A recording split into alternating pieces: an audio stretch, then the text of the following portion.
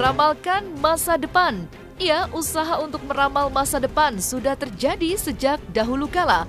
Peramal-peramal tersohor dipercaya terbukti kebenarannya di masa yang akan mendatang.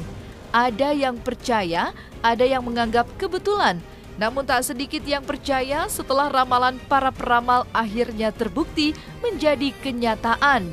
Di Nusantara sebut saja ramalan Jayabaya yang hingga kini masih disegani karena dikatakan terbukti ramalannya. Selain itu ada juga peramal Mama Loren yang ramalannya sering terjadi di kemudian hari. Sehingga banyak publik selalu tercengang dan menantikan ramalannya, terkhusus di penghujung akhir tahun. Di luar negeri tak kalah mencengangkan ada ramalan suku Maya yang cukup sensasional. Dan masih banyak peramal-peramal yang di kemudian hari ternyata ramalannya menjadi kenyataan dan tidak meleset. Dan kini yang menjadi fenomenal adalah prediksi ramalan dari Mbak Yu yang dikatakannya pada tanggal 21 November 2020 silam di depan media. Mbak Yu menjelaskan dan memprediksi di tahun 2021 akan terjadi kejadian jatuh pesawat yang akan mengakibatkan korban jiwa. Dan yang membuat publik tercengang adalah Mbak Yu dapat memprediksi dengan tepat ciri-ciri simbol dan gambar pesawat yang jatuh pada tahun 2021. Lalu apakah ramalan Mbak Yu hanya sebuah kebetulan belaka? Atau memang merupakan sebuah penerawangan supranatural yang tentunya memiliki ilmu batin yang tidak bisa dibuktikan secara ilmiah? Entahlah. Namun yang pasti, jatuhnya pesawat Sriwijaya Air Jakarta Pontianak menghentakkan publik di awal tahun 2021. Lalu, seperti apa kisah co-pilot Sriwijaya Air SJ182 yang hilang kontak dan sudah dinyatakan jatuh oleh pihak berwenang? Lalu, bagaimana pihak keluarga menjelaskan berita simpang siur tentang jadwal penerbangan co-pilot terakhir Diego Mamahit? Dan seperti apa update dari kabar pencarian pesawat Sriwijaya Air SJ182 Jakarta Pontianak yang jatuh di sekitar Kepulauan Seribu? Saksikan selengkapnya hanya di Cumicam In-Depth berikut ini. Hai Cumi Lovers, bersama Cumicam In-Depth kami sajikan kabar lengkap, mendalam dan akurat dari narasumber terpercaya. Dan jangan lupa untuk like, subscribe dan juga share channel YouTube ini.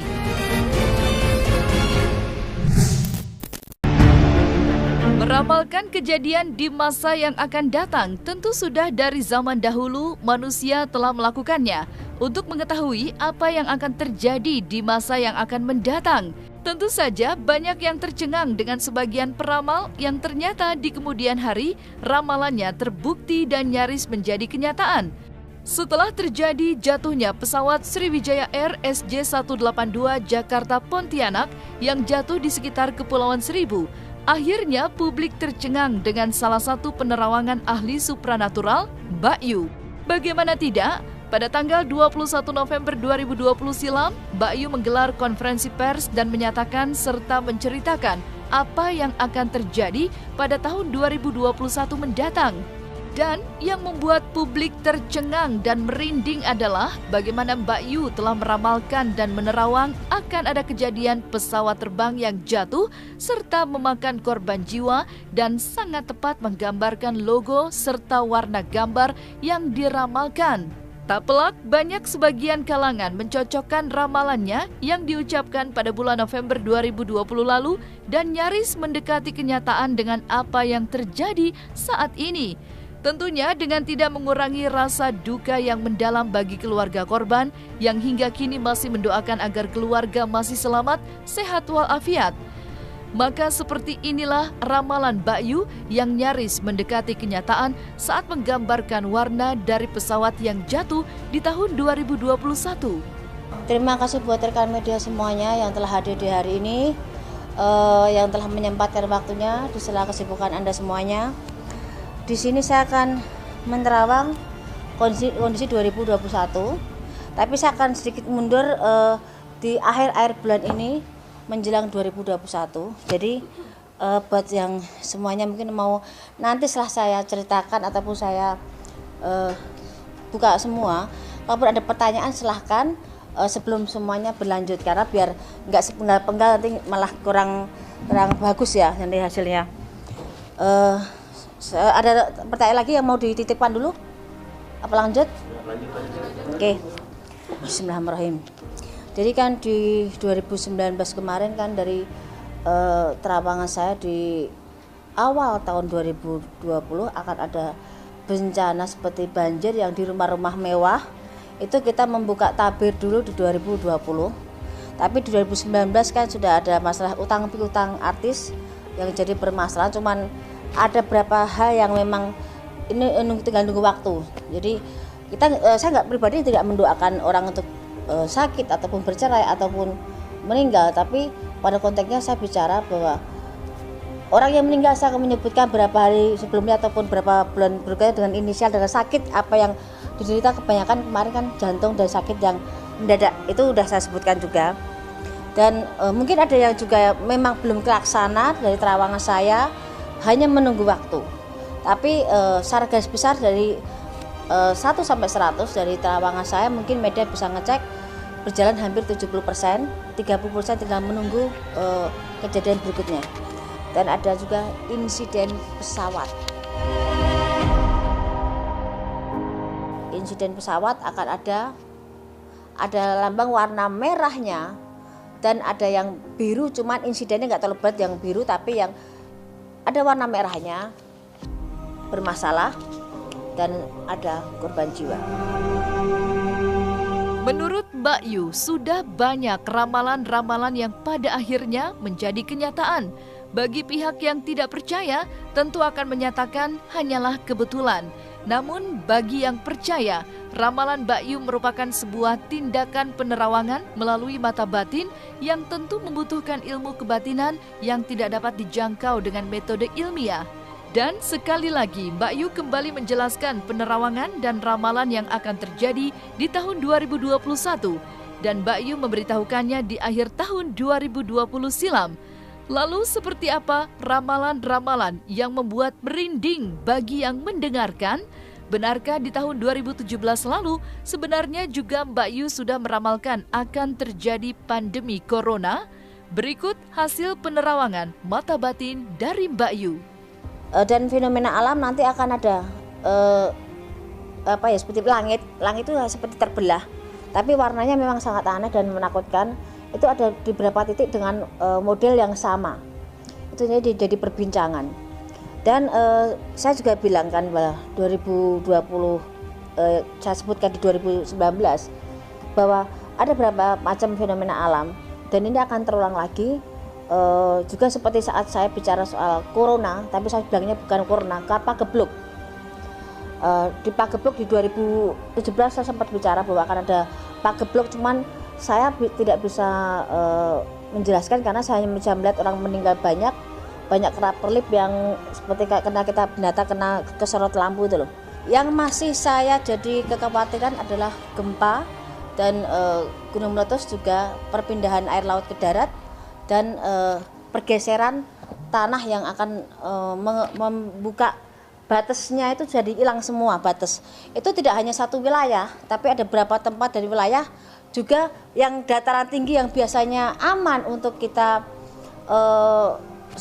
cari hal yang mungkin ada gempa ataupun banjir. Nanti akan air debitnya itu akan naik dari sela-sela tanah pun akan di dataran tinggi juga bisa. Jadi kalau dataran tinggi sudah kesentuh air, otomatis bawah juga akan sebagian tenggelam. Seperti itu.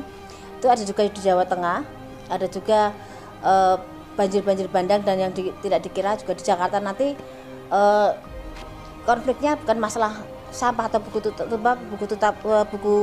ditutup dan dibukanya debit air, tapi memang dari pori-pori tanah sendiri memang sudah tidak memadai dan tidak bisa ditanggulangi karena memang akan meluap air dari posisi dataran atau tempat yang bagus sekalipun seperti pemakaman yang sangat mewah, itu pun akan juga terendam air sebagian.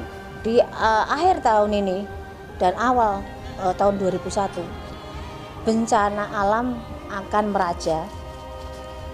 Jadi dari gunung yang erupsi akhirnya meletus ada di beberapa tempat dan banyak yang tidak bisa keluar dari zona begitu tebalnya debu tersebut, dan gunung yang sudah tidak aktif pun akan mengeluarkan erupsi, dan itu juga tidak satu tempat. Tempat yang kita biasa wisata, ada berapa inisial B juga, itu juga akan bermasalah dengan adanya gempa dan gunung erupsi. Terus perpindahan air laut tiap tahunnya memang ada debit perpindahan, tapi ini semacam saya pernah sebutkan di 2020 bulan kemarin bahwa akan ada perpindahan air laut ke darat, istilah saya berskala, dalam arti tahap 1, tahap 2, tahap 3, kadang kecil, kadang besar, kadang sedang. Tapi yang jadi masalah nanti begitu sedang tapi diwarnai dengan adanya tambahan bencana seperti gempa. Setelah ramalan Mbak Yu tentang jatuhnya pesawat dengan menggambarkan warna dan logo yang jatuh dengan sangat mendekati kenyataan, dan juga Mbak Yu juga meramalkan akan terjadi bencana alam yang sangat menyedihkan, maka Mbak Yu pun meramalkan bahwa akan ada skandal-skandal di dunia hiburan yang juga akan terjadi pada tahun 2021. Lalu seperti apa ramalannya mengenai konflik, skandal, dan kasus yang mampu membuat publik tercengang? Berikut prediksinya yang akan terjadi di dunia hiburan tanah air di tahun 2021. Terus ada artis persahabatan terjaring narkoba, tapi dia adalah salah satu mungkin bahasa kasarnya mereka tuh jual beli narkoba, dan itu dimulai dari satu keluarga menjalar ke persahabatan dan merebak kemana-mana. Itu akan tertangkap di daerah Jakarta, tapi memang salah satunya bukan orang Jakarta, tapi memang mereka public figure, dan persahabatan itu menjadi suatu komitmen untuk mereka jual beli hal yang tidak baik itu. Cuman nanti justru gegernya karena kita ini zamannya semakin susah, orang mencari rezeki semakin susah, dan banyak orang berpikir secara instan untuk bagaimana mendapatkan rezeki. Ada artis yang seorang wanita, mungkin kalian tahu banget, saya pasti yakin mereka tahu, Anda juga media.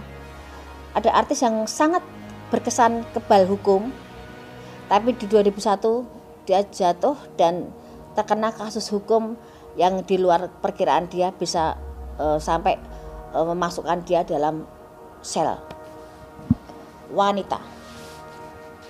Jadi kasusnya dianggap sepele, dianggap hal yang seakan dia bisa terus di atas angin dan merasa yang semua tidak tersentuh. Tapi di 2001 sehebat-hebatnya orang, beliau kena masuk dan kena kasus dan sempat masuk sel agak berapa lama, dan akan terbongkar background siapa di balik itu semuanya. Tak cukup sampai meramalkan pesawat yang jatuh di tahun 2021 dan telah mendekati kenyataan hasil penerawangannya, serta akan adanya bencana alam, dan telah memprediksi jauh-jauh hari dengan adanya pandemi corona yang menggegerkan seluruh dunia. Mbak Yu kembali memprediksi dan meramalkan kematian selebriti yang terjadi di tahun 2021. Selain itu, di tahun 2021, Mbak Yu meramalkan akan ada perselingkuhan yang membuat publik terhenyak, karena yang melakukan perselingkuhan tersebut dikenal sangat baik perilakunya di tengah masyarakat. Berikut hasil penerawangan Mbak Yu. Yang kesekian lagi saya sebutkan, ada pelawak, ada huruf O-nya meninggal. Ya, pelawak udah senior, ada huruf O-nya meninggal. Dan artis yang dianggap alim yang sebagian saya sebutkan di 2020 itu akan ada Anda jumpai di sana nanti. Kasus selingkuh dengan istri orang. Ini akan melebar. Dan skandal seks atau artis, pejabat, dan beberapa public figure akan terungkap, satu yang bikin heboh. Dari sekian yang saya sebutkan, saya tidak bisa menyebutkan, tapi yang jelas dia ada huruf S-nya. Ada juga artis muda, artis yang muda yang jadi pujaan banyak orang, meninggal karena overdosis. Artis muda meninggal, ada hurufnya S, tapi ada juga di belakangnya ada M-nya juga. Jadi saya sebutkan huruf panjang, ada S-nya, ada M-nya juga. Jadi ada yang overdosis juga, dan karena kebiasaan yang dia lakukan. Jadi ini saya sebutkan tadi ada sekian terawangan, tapi yang saya khawatirkan saat ini lebih urgent adalah soal bencana alam. Hati-hati semuanya. Dan ketika pesawat Sriwijaya Air jatuh di daerah Kepulauan Seribu dan hingga kini masih belum jelas dengan para penumpang dan awak pesawat, cerita menyedihkan dan memilukan datang dari keluarga penumpang Sriwijaya Air SJ182 yang menangis serta masih berharap-harap cemas agar keluarga yang sangat mereka cintai dan menjadi penumpang Sriwijaya Air SJ182 dapat selamat. Ayah saya Tony Ismail, ibu saya Rahmawati, adik saya Ratih Indania yang videonya viral. Yang video itu mas, yang mas nganterin itu di bandara. Oh, Dadah, kami pulang dulu ya. Iya, Dengan benar yang adik bilang saya. begitu. Itu mas yang videonya. Mas. Iya. Dadah. Ceritanya orang tua saya itu lagi liburan ke Bandung karena saya emang tinggalnya di Bandung. Sudah 3 minggu kurang lebih, nah mereka pulanglah di tanggal 9 ini. Maka di dalam pesawat itu ada orang tua saya, ada bapak saya, ada ibu saya, ada adik saya, terus ada ponakan saya, 2 orang. Nah itu jadwal pulangnya hari Sabtu. Qadarullah digeser ke jam 1.30. Saya sendiri yang nganter. Saya nganter ke bandara, check-in kan, bagasi dan segala macam. Sudah selesai, beliau, orang tua saya tinggal masuk ke dalam. Qadarullah kita dapat info, saya dapat info jam 4 bahwa pesawatnya hilang kontak, lost kontak. Setelah itu langsung saya ke Bandara Soekarno-Hatta, langsung sudah ada tulisan posko krisis, ya ternyata dipastikan ya pesawatnya jatuh. Kejadian hal aneh nggak sih waktu nganterin ke bandara atau ada firasat? Nggak ada, justru itu yang saya ceritain itu, orang tua saya itu kan, ayah saya, bapak saya itu nggak pernah mau jamak sholat. Dia nggak pernah mau gabungin, nah tiba-tiba hari itu, siang-siang tuh dia nanya saya, Pan, Bapak boleh nggak jamak antara zuhur sama asar? Ya saya bilang boleh Pak. Iya. Kan Bapak nggak tahu nyampenya jam berapa, dan Bapak nggak tahu nanti mau kemana dulu. Itu kata-kata saya yang keluar.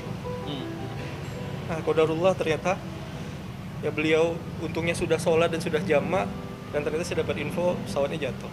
Sosok di mata mas dari kelima korban itu sendiri seperti apa menurut mas? Itu keluarga saya mas, bapak, ibu, adik saya 2 bersaudara. Udah nggak ada siapa-siapa lagi. Bapak, ibu, adik saya itu lagi hamil. Iya. 5 bulan. Suaminya nunggu di Pontianak. Semua ada di pesawat itu. Dan sampai sekarang kita nggak tahu kabar beritanya. Jadi sekarang saya tinggal pasrah aja pada Allah. Serahkan semua pada Allah. Duka dan kesedihan bukan saja dirasakan keluarga dari penumpang pesawat Sriwijaya Air dengan nomor penerbangan SJ182. Rasa sedih dan masih berharap-harap cemas juga datang dari keluarga awak kabin. Salah satunya adalah keluarga dari co-pilot Sriwijaya Air SJ182, Diego Mamahit. Sempat beredar kabar jika sebenarnya co-pilot Diego Mamahit seharusnya tidak termasuk dari jadwal penerbangan yang menyebabkan pesawat Sriwijaya Air SJ182 jatuh. Namun, seperti apa sebenarnya jadwal penerbangan dari co-pilot Diego Mamahit pada hari nahas tersebut? Lalu seperti apa sosok co-pilot Diego Mamahit di mata keluarga besarnya? Proses antemortemnya tadi pagi, orang tua sudah diambil sampel darah untuk DNA, dan kami saat ini sedang menunggu dari pihak Sriwijayanya untuk berikan kelengkapan berkas dari dental record milik Kapten Diego, sama kami juga lagi mau bikin surat pernyataan yang tadi diminta oleh dokter yang bertugas, surat pelengkap. Jadi yang diminta surat keterangan bahwa anak Kapten Diego itu memang benar anak kandung dari kedua orang tuanya, dan dental record untuk dari pemeriksaan dokter gigi, ijazah karena ijazah harus asli karena yang diperlukan itu sidik jari, sama apa lagi tadi, apa ya? Itu aja kayaknya deh, sama DNA. Memang schedule-nya memang seperti itu. Memang Kapten Diego itu sempat ada kabar simpang siur, keluarga taunya Kapten Diego mau ke Padang. Memang betul, setelah kami minta keterangan dari pihak Sriwijaya, betul ke Padang. Tapi sebelum ke Padang ke Pontianak dulu. Jadi memang tidak ada perubahan jadwal. Memang schedule-nya normalnya dari Jakarta Pontianak ke Padang, baru kembali ke Jakarta. Wah, yang pasti sedih, tapi orang tuanya, kami keluarga yang masih berharap kita tetap tunggu hasil yang pasti. Orang tua terlebih, istri, anak, kami semua keluarga, kami masih berharap pada mujizat, apapun itu yang terbaik yang kami harapkan. Istrinya pasti syok ya, keluarga aja syok, apalagi istrinya yang masih ada anak kecil. Jadi mohon dimaklumi kalau istrinya tidak bisa, harus secara pribadi datang ke sini bawa anak, mungkin belum. Pribadi yang humble, baik, penuh pengertian, dan selalu tenang. Dia selalu senyum sama orang. Yang pasti dia sangat sayang sama istri dan anaknya. Dia juga sayang sama. Jadi mereka berusaha, karena setiap mereka suami istri itu punya jadwal, karena mereka tinggal di rumah sendiri. Jadi mereka berusaha bagaimana membagi waktu untuk ke rumah istrinya, ke rumah orang tua istrinya, ke rumah orang tua Diegonya. Jadi buat saya luar biasa. Dan kebaikannya dia itu bukan kebaikan yang dibuat-buat, karena Diego cuma kelihatannya senyum-senyum, dan memang orang yang murah senyum ya sudah Kapten Diego ya buat kami di keluarga ya. Kami segenap redaksi Cumi-Cumi mengucapkan turut berduka cita atas musibah jatuhnya pesawat Sriwijaya Air SJ182.